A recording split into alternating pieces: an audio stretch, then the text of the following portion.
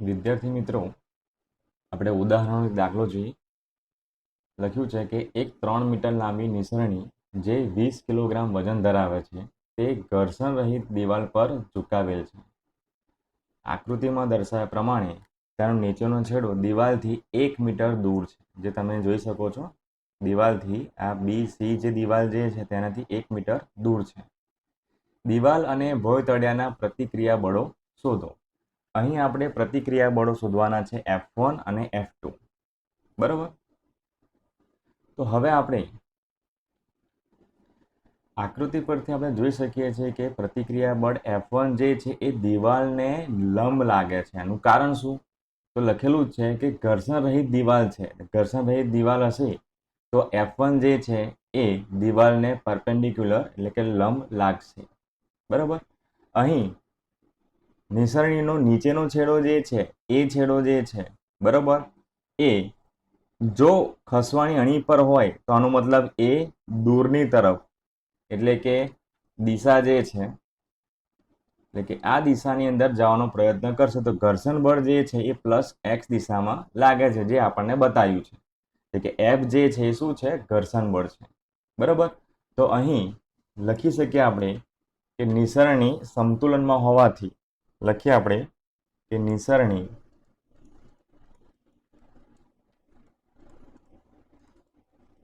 સમતુલનમાં હોવાથી તેના પર લાગતા બધા જ બળોનો સરવાળો 0 થાય. તો આપણે x અક્ષ પર લાગતા બળો જે છે એ આપણે ધ્યાનમાં લઈએ. બરાબર. તો x અક્ષ પર જે છે F1 જે છે એ -x અક્ષ તરફ લાગે છે અને ઘર્ષણ બળ જે છે એ +x અક્ષ તરફ લાગે છે. આનો મતલબ એ કે કેપિટલ F1 જે છે એની કિંમત આવશે માઇનસ અને ઘર્ષણ બળ જે છે એ પ્લસ આવશે. એટલે કે +F - F1 = 0. હવે આપણે y અક્ષ પરના બળો લઈ લઈએ. y અક્ષ. બરાબર. તો y અક્ષ પર બળો જે છે આકૃતિમાં દર્શાવ્યા પ્રમાણે આપણને લંબ બળ બિંદુ A જે છે તેનાથી લંબ બળ જે છે એ n લાગે છે અને બીજું જે બળ જે છે એ W એટલે કે વજન બળ. એટલે નિસરણીનું જે વજન બળ જે છે નીચેની તરફ લાગે છે. બરાબર. તો આનો મતલબ એ કે લંબ બળ ઉપરની તરફ લાગતું હોવાથી પ્લસ લઈશું આપણે અને વજન બળ જે છે નિસરણીનું એ નીચેની તરફ લાગ્યા છે એટલે આપણે માઇનસ લઈએ. આનો સરવાળો કરીએ આપણે બેલેન્સ કન્ડિશનની અંદર તો આન્સર શું આવવો જોઈએ? 0. આનો મતલબ એ કે ઘર્ષણ બળ એ ખરેખર પ્રતિક્રિયા બળ F1 બરાબર થશે. અહીં લંબ બળ જે છે એ નિસરણીના વજન બળ બરાબર થાય. એટલે આ સૂત્ર જે છે એટલે કે આ સંજ્ઞાઓ આપણે યાદ રાખીશું. બરાબર. હવે આપણે જોઈ શકીએ છીએ કે નિસરણી બેલેન્સમાં છે, સ્થિર છે. એટલે આનો મતલબ એ કે આના પર લાગતા ટોર્ક જે છે એનો સરવાળો આપણે 0 લઈ શકીશું, કેમ કે નિસરણી જે છે એ સ્થિર રહેલી છે. તો આપણે લખીએ કે નિસરણી પર લાગતું કુલ ટોર્ક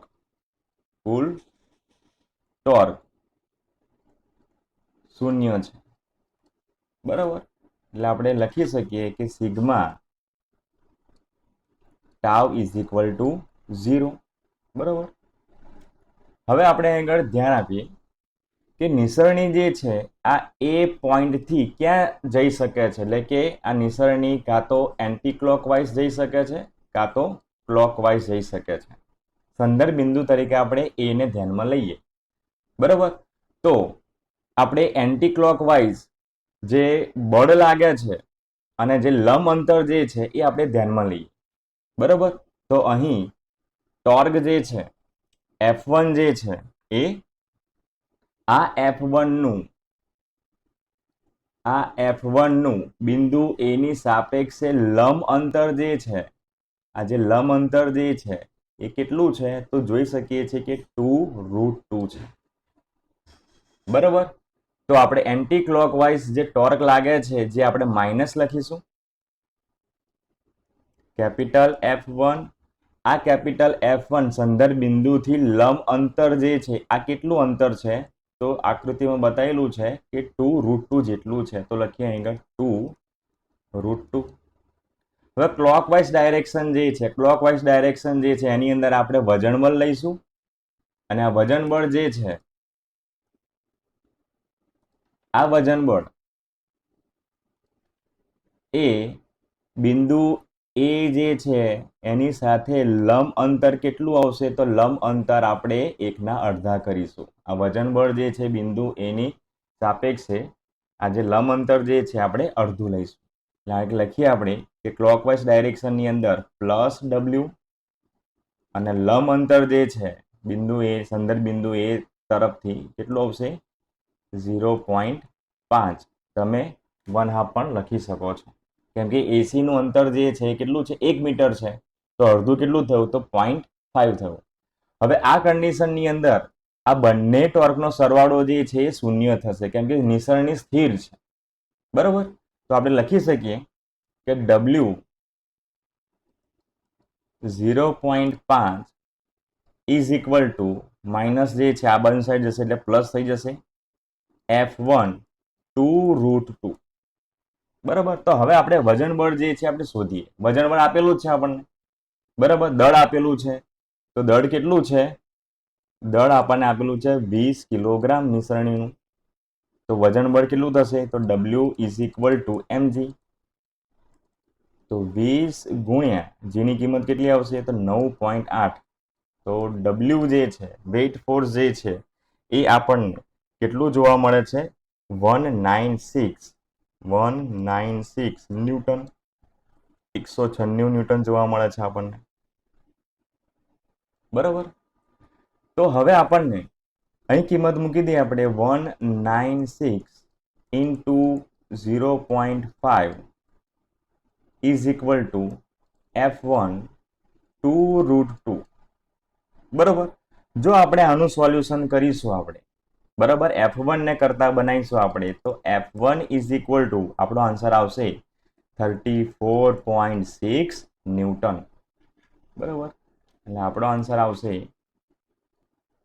34.6 ન્યૂટન. આપણને પ્રથમ પ્રતિક્રિયા બળ જે છે આપણને મળી ગયું, પ્રતિક્રિયા બળ, બરાબર. આપણે આગળ જોઈ ગયા એ પ્રમાણે કે F1 જે છે પ્રતિક્રિયા બળ એ કોના બરાબર આવશે તો એ ઘર્ષણ બળ બરાબર છે. તો આપણે લખી શકીએ કે ઘર્ષણ બળ એ જ પ્રતિક્રિયા બળ છે. તો એ લખીએ ઇઝ ઇક્વલ ટુ ઘર્ષણ બળ જે સ્મોલ f વડે આપણે બતાવેલું છે, એની કિંમત કેટલી આવશે તો 34.6 ન્યૂટન, બરાબર. હવે આપણે લંબ બળ આપણે શોધીએ. તો લંબ બળ જે છે એ કોના બરાબર છે તો લંબ બળ જે છે એ વજન બળ બરાબર છે, જેની કિંમત આપણે શોધી નાખેલી છે. અહીં આગળ તમે જોઈ શકો છો કે લંબ બળ એ વજન બળ બરાબર છે. તો વજન બળ કેટલું હતું 196, બરાબર. 196 ન્યૂટન એટલે કે 196 ન્યૂટન આપણને લંબ બળ મળે છે અને એ જ વેલ્યુ છે વજન બળની. હવે આપણે પ્રતિક્રિયા બળ F2 જોઈએ. તમે આકૃતિમાં જોઈ શકો છો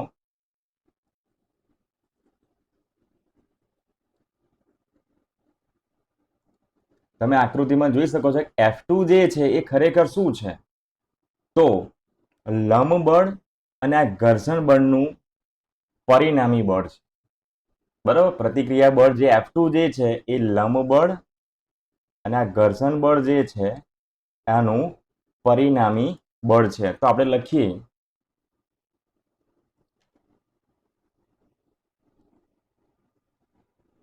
કે પ્રતિક્રિયા બળ F2 એ લંબ બળ અને ઘર્ષણ બળનું પરિણામી બળ છે, પરિણામી બળ છે. તો પરિણામી બળ જે છે એ F2 ઇઝ ઇક્વલ ટુ કઈ રીતના લખીશું આપણે, ચલો આપણે જોઈ શકીએ છીએ આકૃતિ પરથી કે F2 જે છે એ લંબ બળ અને ઘર્ષણ બળનું પરિણામી બળ છે. તો લંબ બળ જે છે એ કઈ દિશામાં આવેલું છે? તો લંબ બળ જે છે એ આપણને y દિશામાં આવેલું છે અને ઘર્ષણ બળ જે છે એ આપણને x દિશામાં આવેલું છે. તો x દિશામાં આપણે i કેરેટ મૂકીશું અને y દિશામાં આપણે j કેરેટ મૂકીશું.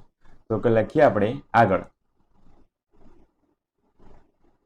કે F2 જો ડાયરેક્શન આપણે ધ્યાનમાં લઈએ તો ઘર્ષણ બળ જે છે એ આવશે x અક્ષ પર અને લંબ બળ જે છે આવશે y અક્ષ પર.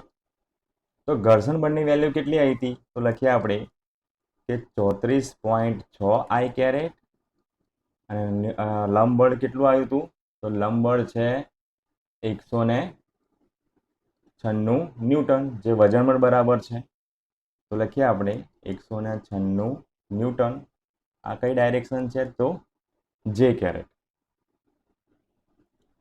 લંબ બળ જે છે એ y અક્ષ પર હોવાથી આપણે જે કેરેટ મૂકીશું.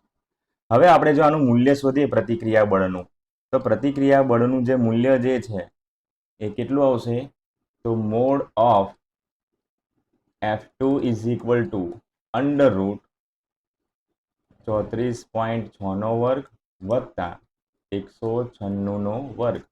જ્યારે આપણે આનું સોલ્યુશન કરીશું તો મૂલ્ય જે છે પ્રતિક્રિયા બળનું મૂલ્ય આપણને F2 is equal two 199 newton આપણને મળે છે.